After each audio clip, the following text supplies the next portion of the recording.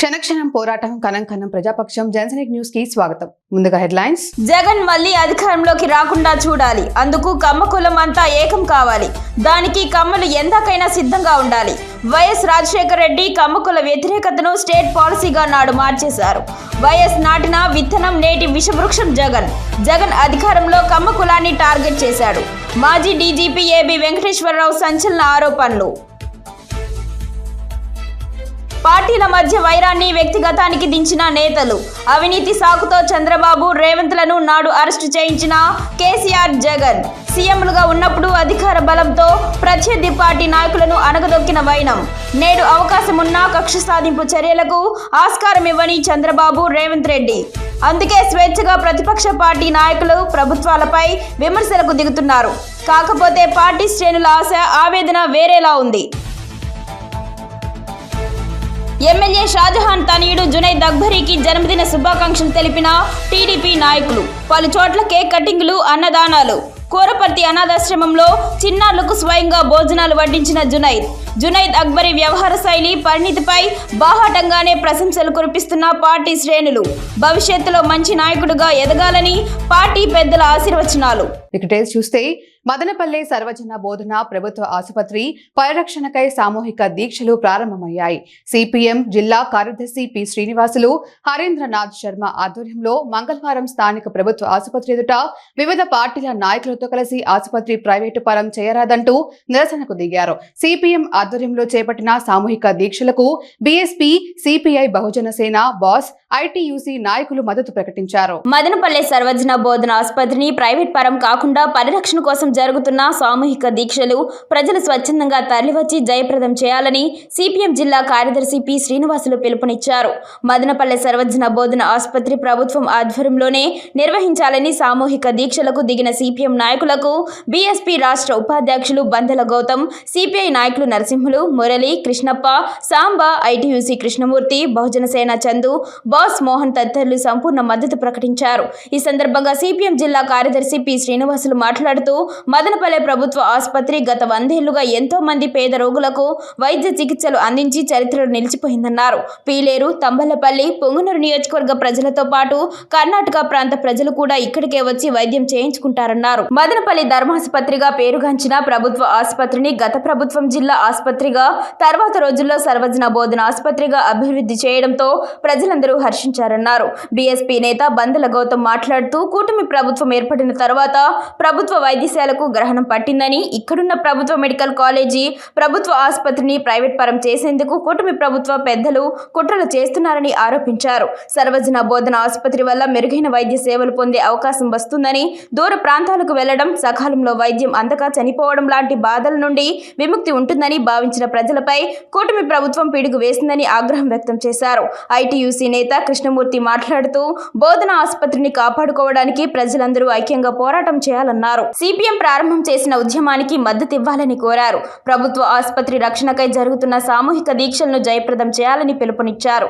CPM నాయకులు హరీంద్రనాథ్ శర్మ మాట్లాడుతూ private ఆసుపత్రిలో పేదలను వివిధ రకాల పరీక్షల పేరిట దోచుకుంటున్నారన్నారు. పేదలకు అండగా ఉన్న ప్రభుత్వ ఆసుపత్రిని కూడా ప్రైవేట్ పరమైతే ఇక సామాన్యుడు వైద్యం చేసుకునే పరిస్థితి ఉండదన్నారు. ప్రభుత్వ ఆసుపత్రిని సర్వజన బోధన ఆసుపత్రిగానే ప్రభుత్వమే నిర్వహించాలని డిమాండ్ చేశారు. ఇందుకోసం జరుగుతున్న ఉద్యమంలో ప్రజల భాగస్వామ్యం కావాలని పిలుపునిచ్చారు. ఈ కార్యక్రమంలో సిపిఎం నాయకులు నాగరాజు, రఘునాథ్, వెంకటరమణ నాయుడు, నారాయణ, నావాజ్, రమణ, ప్రజా సంఘాల నాయకులు పాల్గొన్నారు. ఎందుకంటే చుట్టుపక్కల ఉన్నటువంటి 4-5 నియోజకవర్గాల పేద ప్రజలకు, అదేవిధంగా కర్ణాటకలోని శ్రీనివాసపురం తాలూకాలోని ప్రజలకు కూడా ఈ ఆసుపత్రి వలన ఎంతో ప్రయోజనం కలుగుతున్నది. ఇటువంటి ప్రయోజనాన్ని కాలరాచే విధంగా కూటమి ప్రభుత్వం నడవడం అనేది తీవ్రంగా ఆక్షేపిస్తున్నాం. ఎందుకంటే మదనపల్లెకు పుట్టి వాగ్దానాలు తప్ప ఏ విధమైన నికరమైనటువంటి ప్రయోజనం నెరవేరడం లేదు.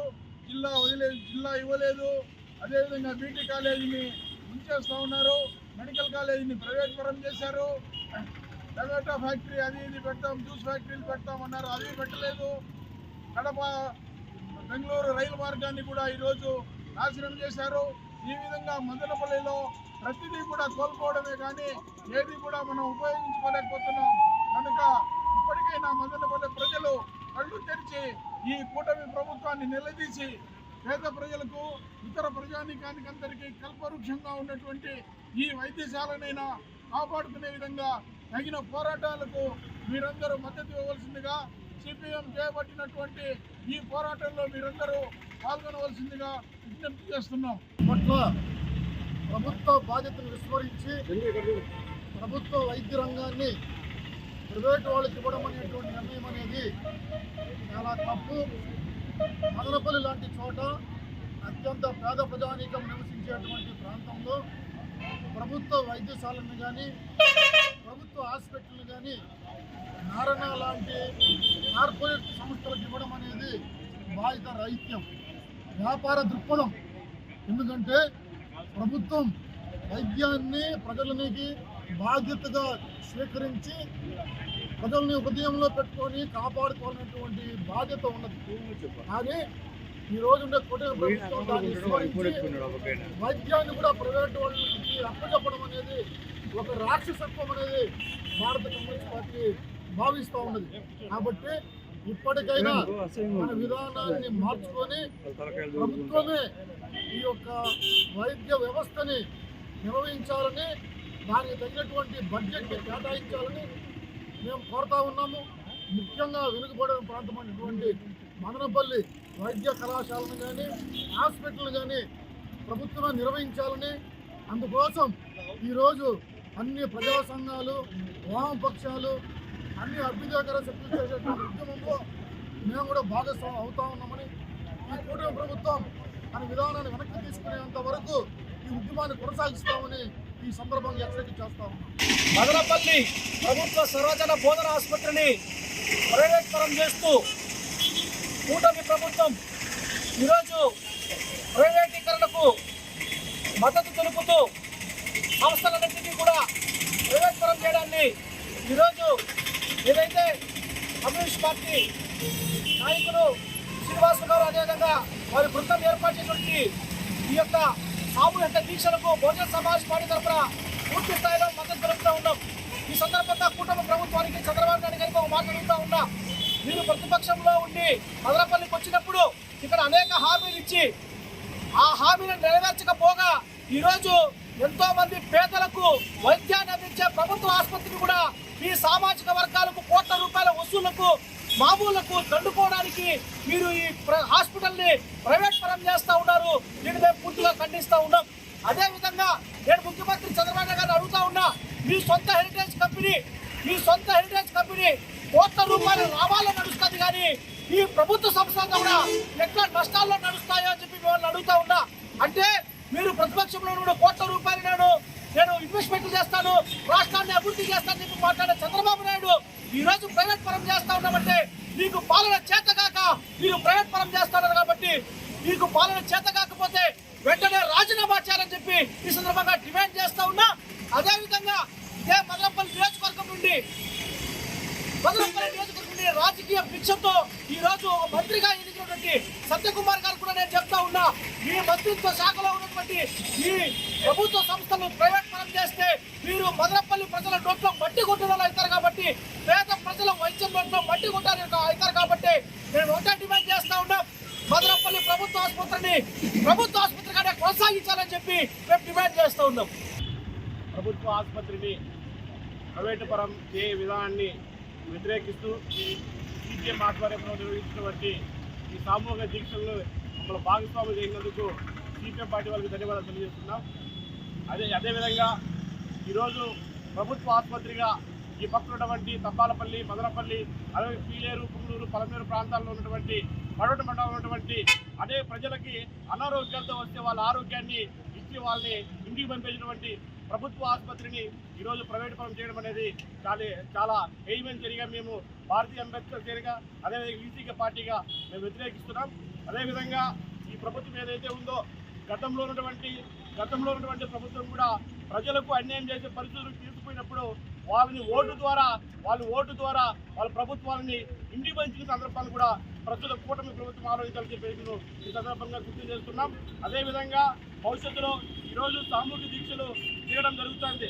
ఈ ప్రభుత్వ ఆసుపత్రిని ప్రైవేట్ పరం చేస్తే రేపు పొద్దున్నే కలెక్టర్ ఆఫీసులు, సబ్ కలెక్టర్ ఆఫీసులు, అదేవిధంగా అమరావతిలో ఉన్నటువంటి కలెక్టర్ సెక్రటరీ కానీ అదేవిధంగా సీఎం ఇల్లును కూడా ముట్టడించే పరిస్థితులు వస్తాయని చెప్పేసి తెలియజేసుకుంటూ ఈ విధానాన్ని ప్రభుత్వ ఆసుపత్రిని ఏదైతే ఉందో సర్వజన బోధన ఆసుపత్రిగా ఉన్నటువంటి ఈ ప్రభుత్వ ఆసుపత్రిని ప్రజల పక్షం కోరి ఈ ప్రభుత్వ ఆసుపత్రిగానే కొనసాగించాలని తెలియజేసుకుంటూ జై భీమ్ జై భారత్. మదనపల్లి ప్రభుత్వ ఆసుపత్రి ఎంతో ఘన చరిత్ర కలిగినటువంటి ఈ ఆసుపత్రిని ఈరోజు 5 నెలల్లో పూర్వ ప్రభుత్వం వచ్చి 5 నెలల్లోనే ఇలాంటి ఆసుపత్రుల్లో ప్రజలకు న్యాయం జరగకుండా ప్రజలకు న్యాయం ఏమీ లేనటువంటి వైద్యాన్ని అందించే దాంట్లో కూడా ఈ కూటమి ప్రభుత్వం ప్రజల పక్షాన నిర్లక్ష్యంగా వ్యవహరిస్తున్నది. ఈ పేదలకే న్యాయం చేయకుండా పెట్టుబడిదారీ వ్యవస్థ, పెట్టుబడి నాయకులకు, బడా బాబులకు అమ్ముకుంటున్నటువంటి ఈ కూటమి ప్రభుత్వాన్ని తీవ్రంగా ఖండిస్తున్నాం. ఇకనైనా ప్రభుత్వం కన్ను తెరిచి ఇప్పుడు పంపించినటువంటి సిస్టర్లకైతేనేమి, డాక్టర్లకైతేనేమి వాళ్ళని యథాస్థాయిలో మళ్ళీ రీబ్యాక్ చేసి ఇక్కడే ఉండేసి టీహెచ్గా ఉండాలనే ఉద్దేశంతో ఈరోజు మేము కూడా కోరుకుంటున్నాం. ఈ జిల్లా ఆసుపత్రిగా ఉంటేనే మన పేద ప్రజానికానికి మేలు జరుగుతుంది, కానీ లక్షలు వేలు పోసి ప్రైవేట్ హాస్పిటల్లో ట్రీట్మెంట్ తీసుకోవాలనుకుంటేనే చిన్న జ్వరం వస్తే ప్రాణాలు కోల్పోయే పరిస్థితి కూడా ఈరోజు ఉంది. అలాంటి పేద ప్రజల ప్రాణాలను కాపాడాలనేసి ప్రభుత్వానికి జగన్ మళ్లీ అధికారంలోకి రాకుండా ఉండేందుకు మన కమ్మ కులమంతా ఏకం కావాలి. సంచలన వ్యాఖ్యలు చేసిన ఏపీ మాజీ డీజీపీ ఏబీ వెంకటేశ్వరరావు విజయవాడలో జరిగిన కొసరాజు వారి ఆత్మీయ సమావేశంలో ఆంధ్రప్రదేశ్ మాజీ DGP AB Venkateswara Rao YS Jagan మీద సంచలన వ్యాఖ్యలు చేశారు. అవి నెట్టింట తెగ వైరల్ అవుతున్నాయి. 2004లో వైఎస్ రాజశేఖర రెడ్డి అధికారంలోకి వచ్చి కమ్మ వ్యతిరేక పాలసీని తెచ్చి దాన్ని స్టేట్ పాలసీగా మార్చేశారన్నారు. 30 ఏళ్ల సర్వీసులో కేవలం 10 నుంచి 15 ఏళ్లు మాత్రమే సక్రమైన పోస్టుల్లో పనిచేసినట్లు తెలిపారు. వైఎస్ఆర్ నాటిన విత్తనం 2019 నాటికి విషవృక్షంగా మారిందని ఘాటు విమర్శలు చేశారు. జగన్ అధికారంలోకి వచ్చినప్పటి నుంచి కమ్మ అధికారులను టార్గెట్ చేసి అణచివేతకు గురి చేశారంటూ ఆయన ఆరోపించారు. 2019లో అధికారంలోకి వచ్చిన మర్నాడే వైఎస్ జగన్ తనకు ఉద్యోగం లేకుండా చేశారన్నారు. పోస్టింగ్, జీతం అడిగితే సస్పెండ్ చేశారని అన్నారు. 2004 నుంచి రాజకీయాలు కమ్మవారిని కాపాడలేకపోతున్నాయని ఆవేదన వ్యక్తం చేశారు. కమ్మవారి పట్ల సానుభూతి, అభిమానం ఉన్నా కాపాడేందుకు రాజకీయ పార్టీలు ముందుకు రావని చెప్పుకొచ్చారు. జగన్ ని మరోమారు అధికారంలోకి రానియకుండా పనిచేయాల్సిన బాధ్యత ప్రతి ఒక్క కమ్మవారి పైన ఉందన్నారు. వైఎస్ రాజశేఖర రెడ్డి గారు వచ్చిన దగ్గర నుంచి వారు ఇంట్రడ్యూస్ చేసినటువంటి ఈ కమ్మ వ్యతిరేకత అనేది ఒక రాజ్య పాలసీగా, రాజ్య విధానంగా, స్టేట్ పాలసీగా వారు అమలు చేసిన దగ్గర నుంచి మాకు పోస్టింగ్లు రావడం మానేసినాయి. ఆ 10 సంవత్సరాలు ఏదో ఒక మారుమూల కాలం గడిపేశాం. ఆ విధంగా 30 సంవత్సరాల్లో 15 సంవత్సరాలు సరైన ఉద్యోగం చేసాం. 15 సంవత్సరాలు ఎక్కడో ఇన్సిగ్నిఫికెంట్ పోస్టుల్లో చేసేవాళ్ళం. ఆ ఇన్సిగ్నిఫికెంట్ పోస్టుల్లో కూడా మేము చేయగలిగింది చేసేవాళ్ళం. 2019కి వచ్చేసరికి పరిస్థితి పూర్తిగా మారిపోయింది. రాజశేఖర రెడ్డి వేసిన విత్తనం ఇప్పుడు పెద్ద విషవృక్షమై కూర్చుంది. అది ఏమాత్రం వెరప లేకుండా మంచి మర్యాదలకి, రాజకీయాల్లో గౌరవానికి, అడ్మినిస్ట్రేషన్లో సంప్రదాయాలకి ఏమాత్రం విలువ ఇవ్వకుండా కమ్మవారిని ఓపెన్గా, టార్గెటెడ్గా వాళ్ళని అణిచివేత ఒక యుద్ధ కార్యక్రమంలాగా యుద్ధం ప్రకటించారు. అది వీడొచ్చిన తర్వాత జరిగినటువంటి కొత్త మార్పు. ఇంత దుర్మార్గం, ఇంత రాక్షసత్వం, ఇంత కర్కసత్వం, ఇంత నియంతృత్వానికి మన అందరం గురి కావడం అనేది చరిత్రలో మళ్ళీ ఇంకొకసారి జరగకూడదు అనే కఠినమైనటువంటి నిర్ణయానికి మీరు అందరూ రావాల్సిందిగా కోరుతున్నాను. నెవర్ అగైన్, నెవర్ అగైన్ ఇటువంటి వాడిని మళ్ళా అటువంటి అధికారం పొందకుండా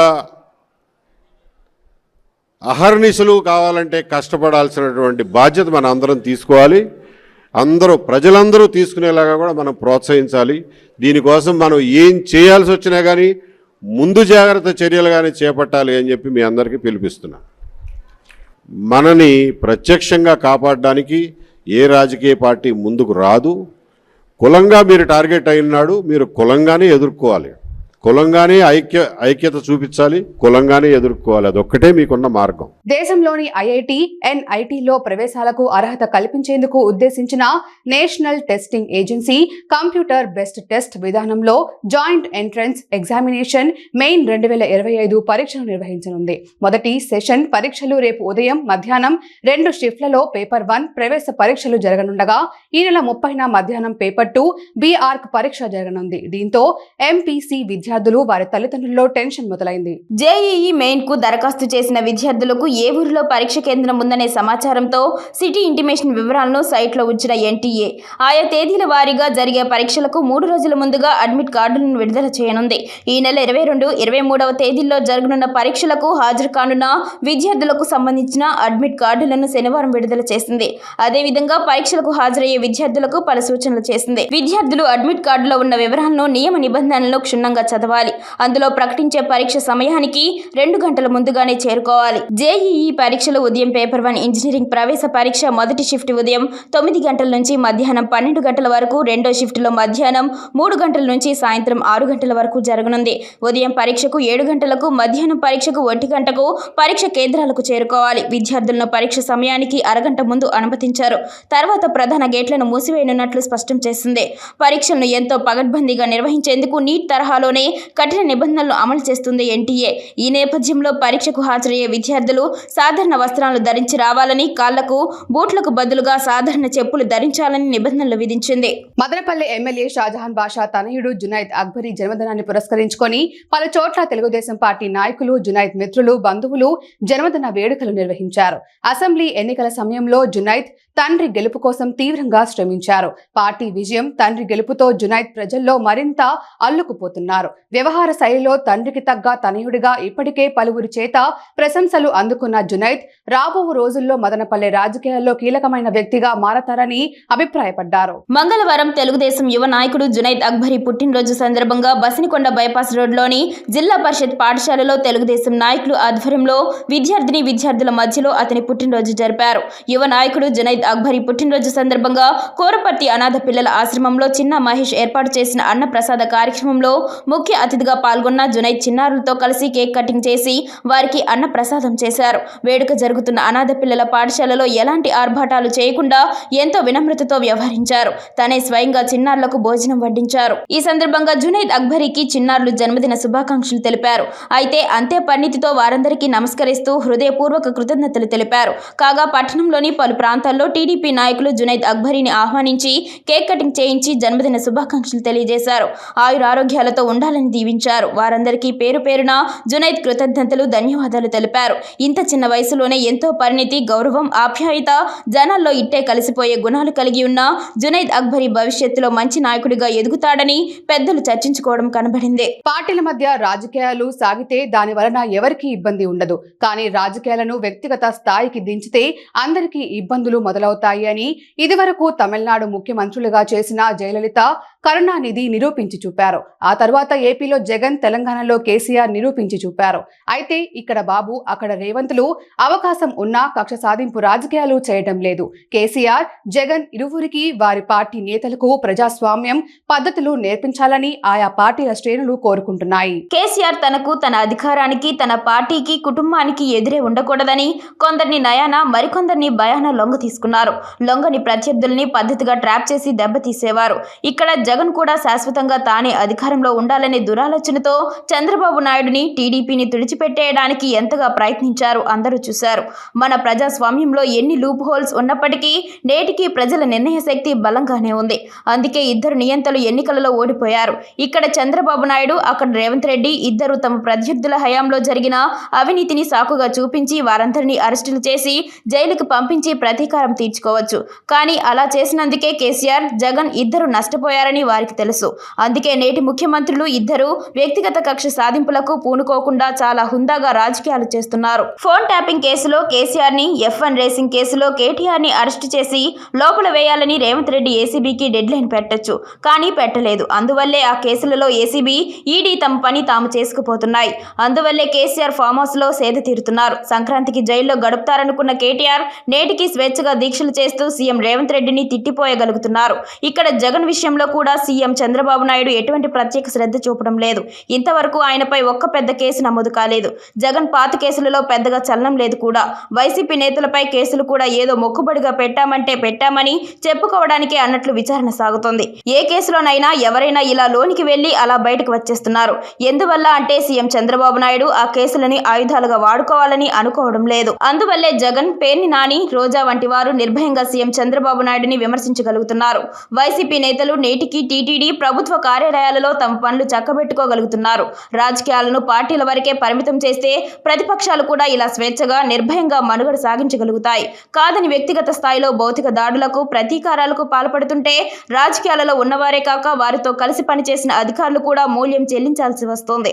చంద్రబాబు నాయుడు, రేవంత్ రెడ్డి మడికట్టుకొని ప్రజాస్వామ్యానికి కట్టుబడి పాలన సాగించాలని అనుకుంటున్నప్పటికీ జగన్, కేసీఆర్ మాత్రం అలా ఉండాలనుకోరని కూడా అంటున్నారు. ఈ క్రమంలో కాలమే అన్ని సమస్యలకు పరిష్కారం చూపుతుందని రాజకీయ ఉద్దండులు తమ అభిప్రాయాన్ని నర్మగర్భంగా చెబుతుండడం విశేషం. మాజీ సైనిక సర్వసభ్య సమావేశం స్థానిక ఎంపీడీఓ కార్యాలయంలో మంగళవారం నిర్వహించారు. ముఖ్య అతిథిగా జిల్లా సైనిక్ వెల్ఫేర్ అధికారి రజాక్ హాజరయ్యారు. మదనపల్లి డివిజన్ మాజీ సైనికుల సంఘం అధ్యక్షులు కంచల్ల శ్రీనివాసుల నాయుడు అధ్యక్షతన జరిగిన ఈ సమావేశంలో సైనికులకు సంబంధించిన పలు విషయాలపై చర్చించడం జరిగింది. ఉమ్మడి చిత్తూరు మరియు కడప జిల్లాకు సంబంధించిన కడప జిల్లా మాజీ సైనిక వెల్ఫేర్ ఆఫీసర్ రజాక్ ముఖ్య ప్రసంగం చేశారు. ఇందులో మాజీ సైనికులు పెన్షన్ సమస్యలు, ఈసీహెచ్ఎస్ సమస్యలు, పేరు మార్పులు, ఇంకా వ్యక్తిగత సమస్యల పరిష్కారానికి చర్యలు తీసుకున్నారు. మాజీ సైనికులు, వీరనారీమణులు, వీరమాతలు వారి సమస్యలు ఈ వేదిక ద్వారా పరిష్కారం చేసుకోగలిగారు. సమావేశం ఏర్పాటు చేసి తమ సమస్యల పరిష్కారానికి కృషి చేసిన మదనపల్లి డివిజన్ మాజీ సైనిక సంఘం అధ్యక్షులు కంచల శ్రీనివాస్ నాయుడుకి పలువురు కృతజ్ఞతలు తెలియజేశారు. మదనపల్లి డివిజన్ మాజీ సైనికుల సర్వసభ్య సమావేశంలో మాజీ major SA Basha, vice president Lakshminarayana, general secretary Venkataswamy, secretary Subbarayudu, treasurer Pratap Reddy, కార్యవర్గ సభ్యులు, మాజీ సైనికులు పాల్గొన్నారు. మన సమస్యలు చేసుకోవాల్సి వస్తుంది. నేను సార్ రిక్వెస్ట్ చేసి మీరు మదనపల్లికి రండి, ఇక్కడే మా డాక్యుమెంట్స్ కానీ ఈసీహెచ్ఎస్ కానీ మా సమస్య 89 పబ్లిక్